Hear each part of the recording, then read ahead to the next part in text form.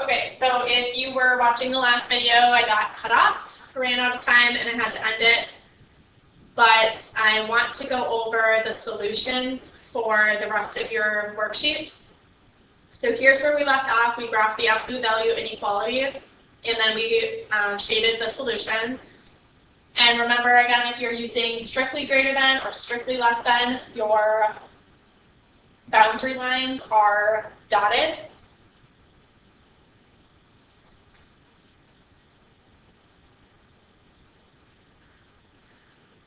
So on your guided note sheets, you see this inequality, x is less than or is strictly less than -2. You need to graph the inequality, start with graphing the boundary line, and then check the solution, and then shade the half plane that is the solution.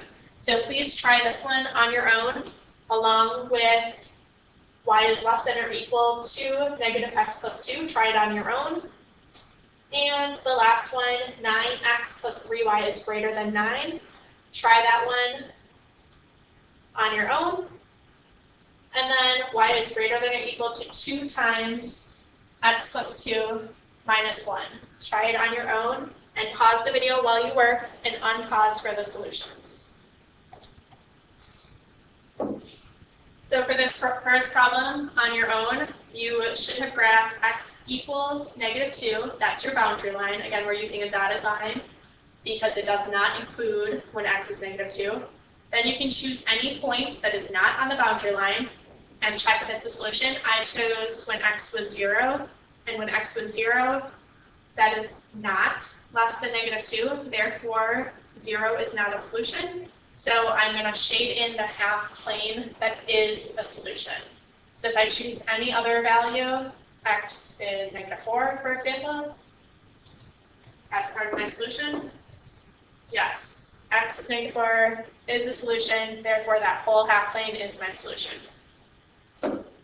On this next one, you need to graph the boundary line.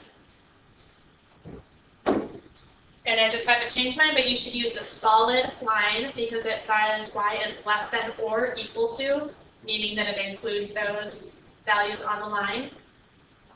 So y is less than or equal to -x plus 2. So first graph the boundary line, then choose any point. I chose point 0, 0.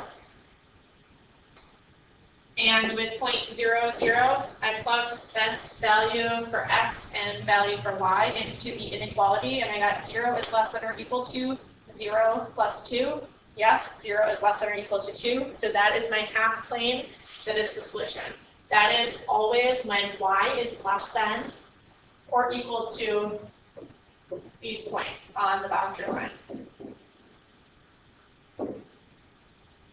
So for this next one, we have it looks like standard form, so 9x plus 3y is greater than 9. Again, we're using strictly greater than, so we need to use a dotted line.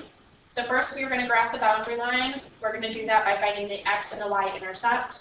So my x-intercept is 1, my y-intercept is 3. So there's my boundary line. Now I pick a point on either side of the boundary line. Again, I'm going to choose 0, 0 because it's pretty easy. So is 0 greater than 9? No, it's not. Therefore, 0, 0 is not a solution. So the other half plane is my solution. Okay, and for this absolute value, inequality, we have y is greater than or equal to 2 times the absolute value of x plus 2 minus 1. First thing we're going to do is graph the boundary equation. So we're graphing the absolute value equation. That would be y equals 2 times x, absolute value of x plus 2 minus 1. First thing we need to do is plot the vertex. H is our vertex, x minus h. So here our h is -2. And our k is our y-coordinate of the vertex. And it's usually plus k. So in this case, our vertex is -2, 1.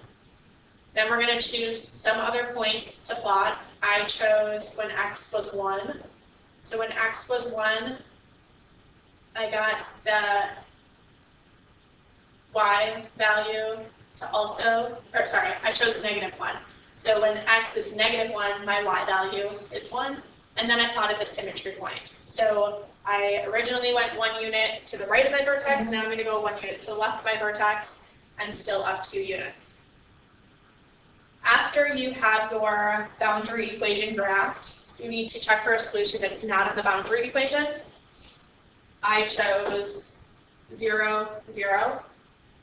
So if is 0 greater than or equal to 2 times 0 plus 2, absolute value of that, minus 1.